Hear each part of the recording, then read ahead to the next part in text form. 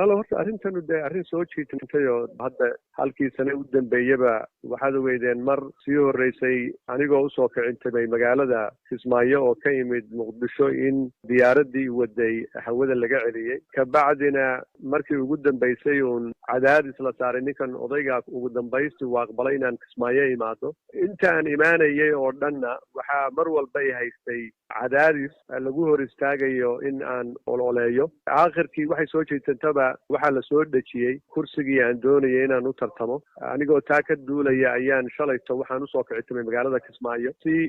aan hawshaas usii dhammaystiro oo naga qayb qaato doorashadiina shuruudaha waxaa ugu horeeya inuu qofku la yimaado warqadda amniga tii markaan raadsadayna waa laga hor istaagay yaa kaa hor istaagay waxaa iga hor istaagay ilaamihii amniga oo warqadda u xil saarnaa inay dadka tartamaya siiyaan baa iga hor istaagay ma laguu sheegay sababta lagu diiday warqaddaas walaalow horta hawshan waabad ogeydo waa tii diyaarad dhan oo rakaab siday oo shidaalka uu aad ugu yar yahay oo Kismaayo markay kusoo hoobatay la celiyey oo khatarta dadka naftooda intaas leeg la geliyey marka hadee waxani wax markii horeba la filayey buu ahaa wax kalena uun ma ahane inaanan hadda ninka odayga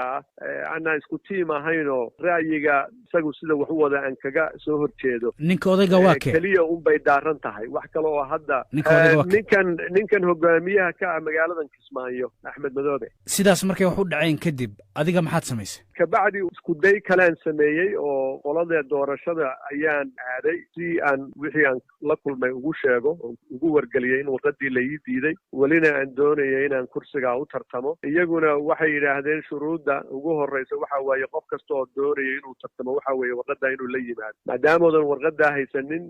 awood uma lihin aan kugu ogolaano inaan shahaadada tartanka inaan ku siino waxaa jira guddiyo kale oo sida guddiga xalinta khilaafaadka kan heer federaal ma jirtaa marka cid kale oo aan ahayn guddiga doorashooyinka Jubbaland oo aad la xiriirtay oo aad cabashada gaarsiisay habraaca doorashada waxa weeye guddiga doorashooyinka qaybtooda heer dowlad goboleed ayaa hogaaminaya doorashada doorka ay ku leeyihiin doorashada waa inaad marka hore marto kabacdi unbaa guddiga khilaafaadku imaan karaan guddiga khilaafaadkana waan la xidhiiray oo xidhiidh baan la sameeyey mar kasta oo aan cabashadayda iyo hawshayda inaan u gudbiyo damcayna ilaa hadda waxay leeyihiin waan kugu soo celinaynaa taleefonka waan kula soo xidhiiraynaa wax yar baa qaab ahaan dukumenti ahaan naga dhiman cabdiyow kuraasta Soomaaliya qof iyo cod haatan laguma dooranayo oo beela ayaa soo xulanaya ergadooda kadibna cidda ay rabaan dooranayaan aaway beeshaadii adiga beeshaydii ninkan odayga nabadoono aan waxba ka jirin oo fayg ah oo isagu uu qortay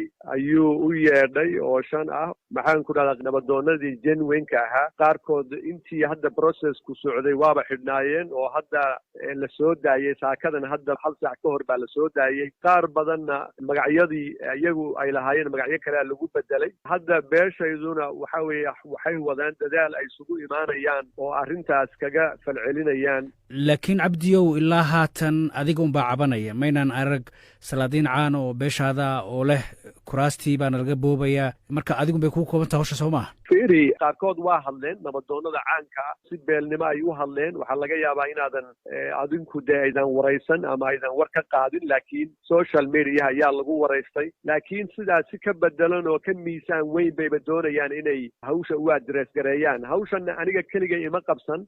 rag kale oo miisaan leh oo siyaasadda Soomaaliya miisaan ku leh oo uu ka mid yahay Axmed Xaashi oo uu ka mid yahay wasiirka xafiiska prime ministerka marka ma aha hawshani hawl hadda aniga keliga igu dhacday guud ahaan beesha aan anigu ka soo jeedo ayay hawshan u qabsatay marka wax aniga xataa keli igu ah maba ahayn Cabdi Cali Raage 2016 waxaad ahayd gudoomiyihii guddiga doorashooyinka ee Jubbaland dad badan ayaa waagaas la leeyahay waxa laga hor istaagay inay tartamaan marka in la isriixo sheeko kugu cusub ma ahan soo maaha yaad refer garaynaysaa hal qof oo xilligaa laga hor istaagay inuu tartamo haddaad ii sheegto oo dhahda hebel waan ka jawaabi karaa laakiin ma jirtaan ku leeyahay arrintaas cid laga hor istaagay inay tartanto oo kursiga beesheeda u tartanto 2016 ma dhicin